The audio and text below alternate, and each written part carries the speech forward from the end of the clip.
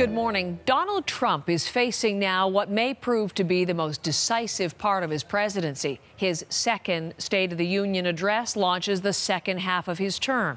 2 more years that will determine his political fate and potentially lock in his place in U.S. history. Madam Speaker, the President of the United States.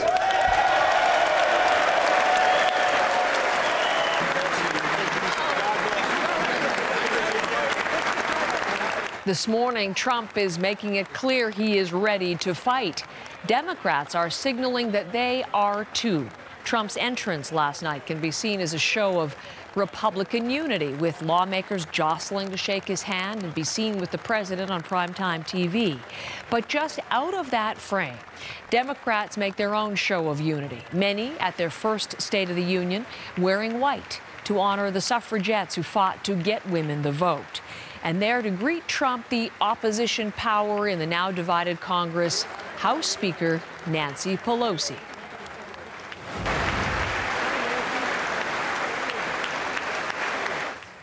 In a moment that's sparking some talk this morning, Trump began his address without waiting for Pelosi's introduction. That's a break with tradition in the always ceremony-laden start to the State of the Union. His speech also breaks with the White House talk that his major theme would be unity.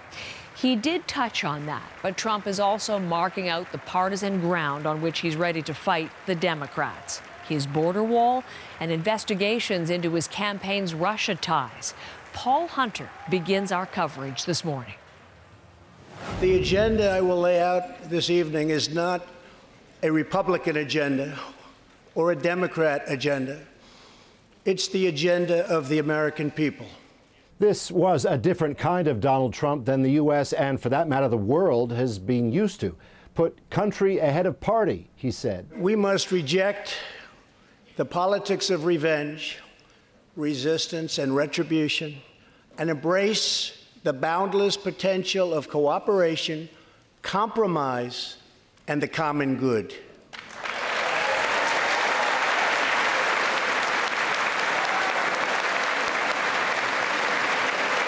To be clear, Trump was under pressure to take that kind of tack, as for the first time in office, he's facing an emboldened opposition on Capitol Hill. But still, it was a remarkable approach for a president whose brand has been to promote the opposite of that.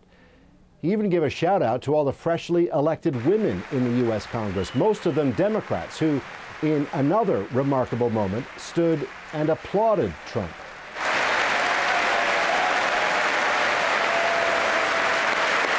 Don't sit yet. You're going to like this. We also have more women serving in Congress than at any time before.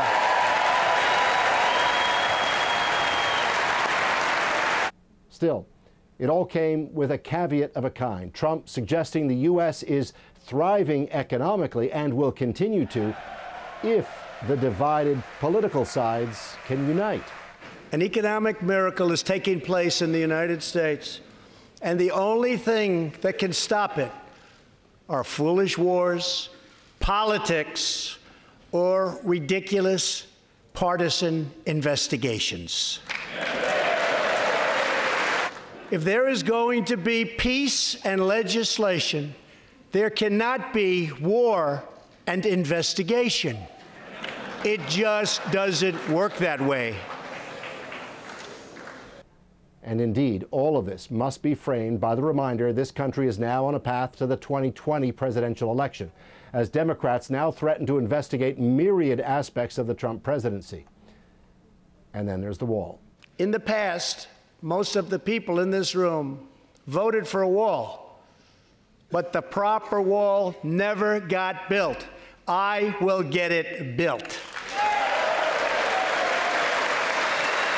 With another government shutdown looming over the construction of that wall, Trump's message tonight, let's try to find a way forward on it together. Paul Hunter, CBC News, Washington. The speech was more than 80 minutes long, so you can bet there was a lot to unpack and digest. And thankfully, this morning, we've had Keith Bogue with us all morning in Washington for the analysis. And here he is back again. Good morning once again, Keith. Morning. Some of the points that Paul raised, I'd like to explore a little bit more with you. And number one is the notion of there was Donald Trump in this State of the Union looking out on a very different Congress, more diverse, younger, and many more women. Let's take a look at one of the moments from last night.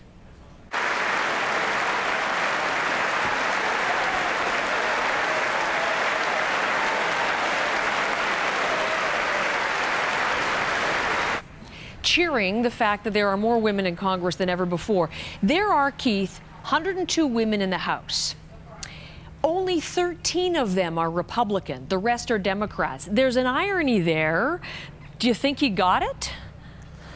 Well, I think it was one of those ironies that would have been very difficult for anyone to miss. Yeah, I think he did get it. And I think in some ways those moments brought out the best in Donald Trump from his speech last night, where he clearly had to accept the reality that he was facing from the podium. And as he himself admitted, he hadn't expected that it would go the way that it did. But when it did go the way that it went, he rolled with it. And he rolled with it pretty well. He was good-humored about it, and he was understanding. But there's no doubt that there's an important message there, not just for Donald Trump, for Republicans as well. You mentioned there are about 13 women on the Republican side. I think that's two fewer than there were before the midterm elections in November. And the fact that the Democratic caucus looks so much more like a cross-section of America than the Republican caucus does is a serious problem that they have to think seriously about. The woman also in white with the most power in that room was right over Donald Trump's shoulder the whole time. The optics of Nancy Pelosi as Speaker of the House reacting to what he was said. I mean, we're going to show you here. This is the big meme, her face and her clap. Everyone's talking about just this incredible, which I think we're going to bring up here so people will understand what we're talking about. Here's the video, and then you see, actually, so you see her face and just how she's clapping, and then when it becomes a picture, a photo, a still image, wow.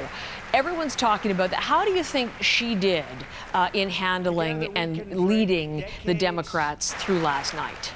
Well, I think there was a sense that even though she was separate from her caucus, she was nevertheless directly in touch with them.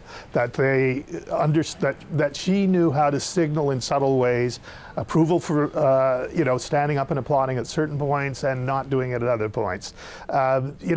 She looked absolutely unflappable in that situation, and I think very, very comfortable. There was a lot of interest in her posture, her disposition, her facial movements, her gestures, and so I saw someone on Twitter last night as she was going through the speech saying she looked like she was going over a wine list.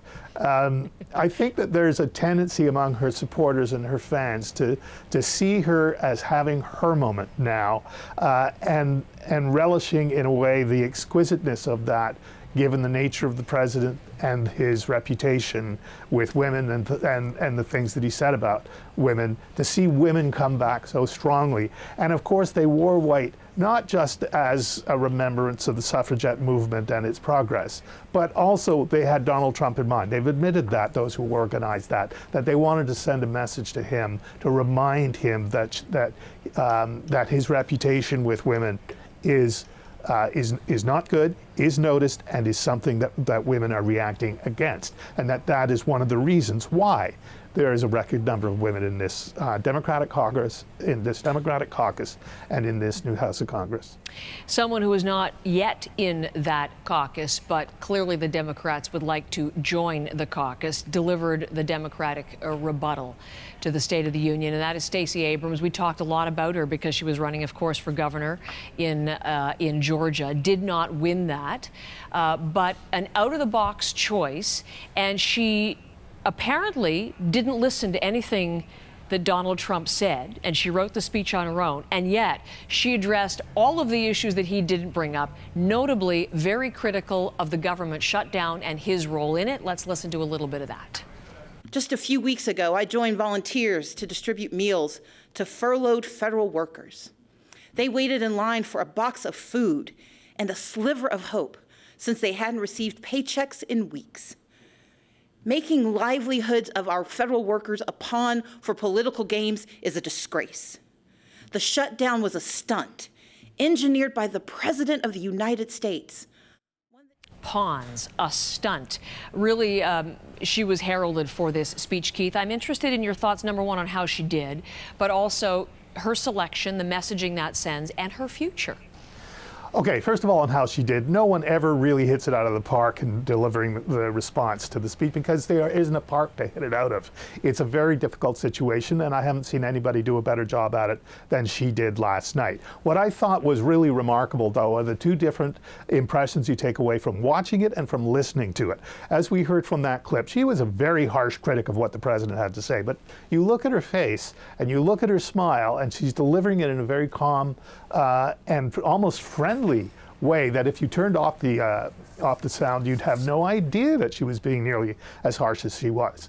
And yet that is the political skill, I think, that she brings to the hustings and why so many people paid attention to her run for the governorship in Georgia last year. And as for her future, boy, Democrats really want to make use of her. This was a really big opportunity they gave to her last night, but really it was their opportunity. They want her to run in 2020 for the Senate in Georgia, and she may well do it. I think she probably has I think she probably would feel that she has something to prove still in Georgia about the support that she has there. But who knows? I mean, some may see her as an attractive bottom to a presidential ticket. There are going to be a lot of Democrats looking around for running mates, and she might be on a lot of lists right now, and she may choose to do that instead if she's asked.